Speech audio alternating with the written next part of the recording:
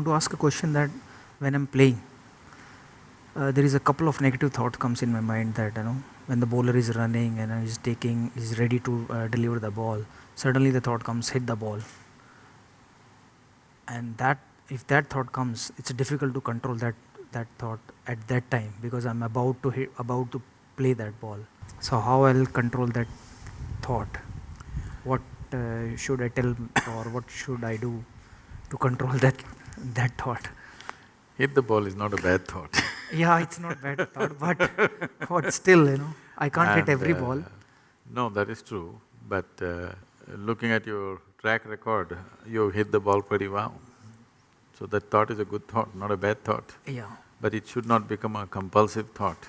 And above all, so this is something that all of us have to understand, whether it's you're playing cricket or you're running a business or whatever you may be doing. There is something called as reality. Yes. There is something called as impressions of reality that we carry within ourselves. Yes. Suppose you never played cricket in your life, for the first time, you stand there. Yes. If a ball comes at you, you would naturally like to look at it, how it comes and then hit it. Only because you played cricket for a certain number of years, Yes. now you have this thought, because there is a score to fulfill and there are expectations, this time India has to win and so many things, you know.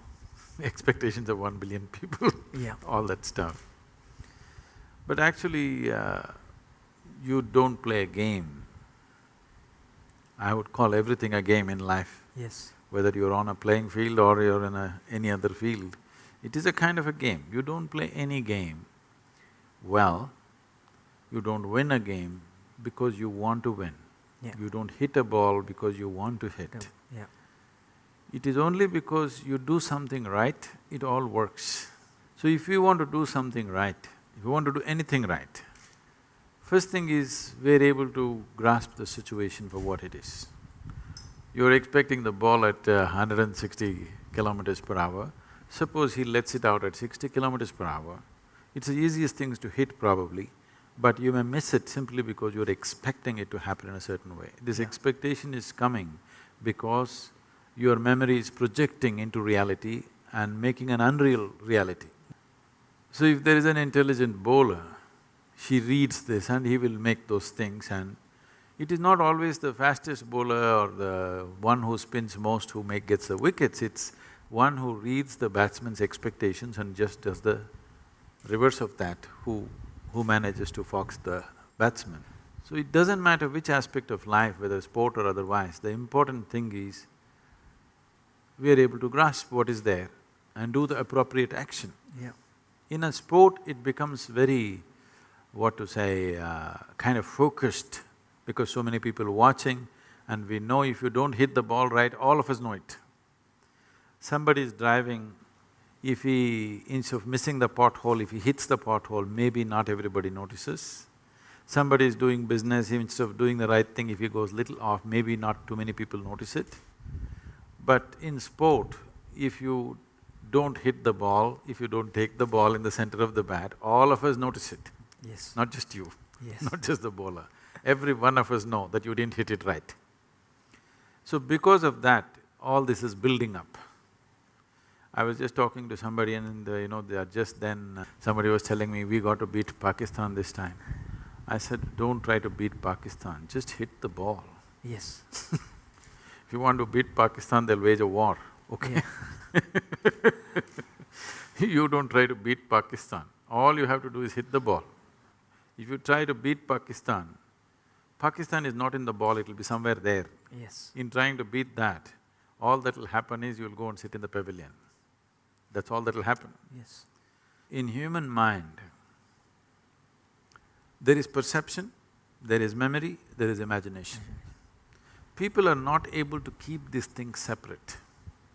There is memory of the game, there is imagination of how you will carry the cup, and there is a reality of a ball coming at you. It is only the reality that you can handle. Memory and imagination you can only fancy with. One is about that which is over, one is about that which is yet to happen. The reality is the ball is coming and you have a bat in your hand, you have to hit it the way the ball deserves it, not the way India deserves it. not the way Pakistan deserves it, Yes. not the way somebody else deserves it. You have to hit the ball the way the ball deserves it, the way it's coming. So to keep this clarity of mind, there are methods with which you can hold your mind in such a way that this moment if I sit here, the memory of who I am, my parentage, my upbringing, my growing up, my things or things that I know, if all these things come right now in my mind, I will not perceive what is here. Memory will play. Yes. Memory is not a reality Yes. because it is about something that is over, which does not exist. That which does not exist, if it impedes into that which exists, you will miss that which exists. This is so in everybody's life, but in a sports person's life, the effect of that is immediate. In other people's lives, it'll pay out and they will see it after some time that it doesn't work. Yes. But with your life, it's right there. You're either at the crease or you're sitting up there and clapping for somebody. Yes. It's very clear.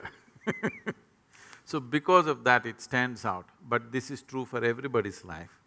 So see, when you're given such a sophisticated mechanism called mind, human mind is not a simple thing, it's a magnificent mechanism.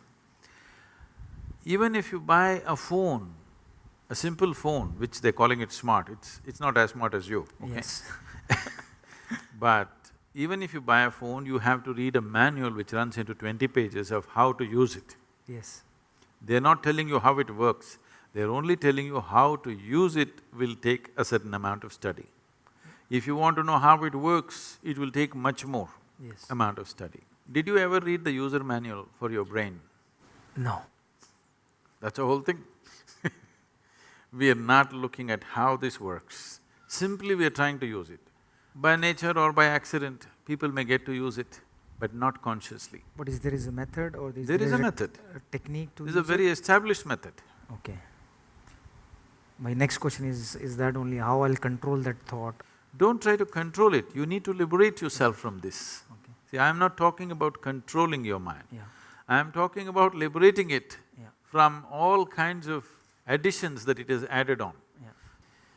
If you control your body, if you control your mind, what it means is, control means to hold it within certain limits.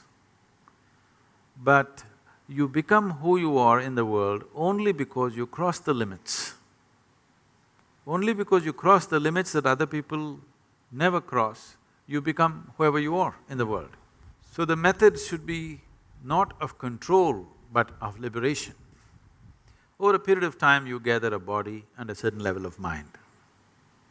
These two, if we know how to use it to our advantage, it'll work one way. But a whole lot of humanity uses their body and their mind to their disadvantage. Their body and mind are the biggest problems that they have in their life. To make this body and mind in such a way that you don't have to control them. What would you like to control? You would like to control something that's gone berserk. You would like to control something which is destructive. Why would you like to control something that is creative, something that is competent, something that is capable? Why would you like to control that? Would you like to control your intelligence? Because if there is a certain level of ignorance, you want to control it. Would you like to control your intelligence? Would you like to control your physical strength? Would you like to control anything? You would want to liberate it, you would want to focus it, you would want to put it into proper use. If this has to happen, the most fundamental thing, there are various other methods. If you have the necessary time, more sophisticated methods can be approached. Necessary time does not mean you have to spend 12 hours a day or something. If you spend 20 to 30 minutes a day, you can do miraculous things for yourself. Because you know how to play the game, you know how to do all that it takes is little more clarity at that moment, and the body and mind responds with much more ease rather than tension and fear and anxiety, it responds with ease. There is substantial scientific and medical information today to clearly say, only when you're at ease, your body and mind functions at its best. We've given it to the cricket team also, I don't know if it reached you. This is called as Isha Kriya. This is a simple process. The important thing is to make a distinction between what is you and what is not you. When I say what is you and what is not you, Whatever you associate yourself with, after some time you start experiencing it as myself, because somewhere in your mind you identify with it. Starting from the most fundamental thing, it goes into various things, which causes enormous amount of disturbance and misery. But the most basic thing which breeds this is your own body and your mind. When we say your mind is largely the thought process and emotions that go on there. This thought process and emotion mainly happens the way it happens because of the type of memory that you have gathered there. Obviously, you gathered memory over a period of time, isn't it? The body, the physical body, from the time when you were born and how you are today, you gathered this over a period of time. Anything that you can gather can be yours, but can never ever be you, isn't it?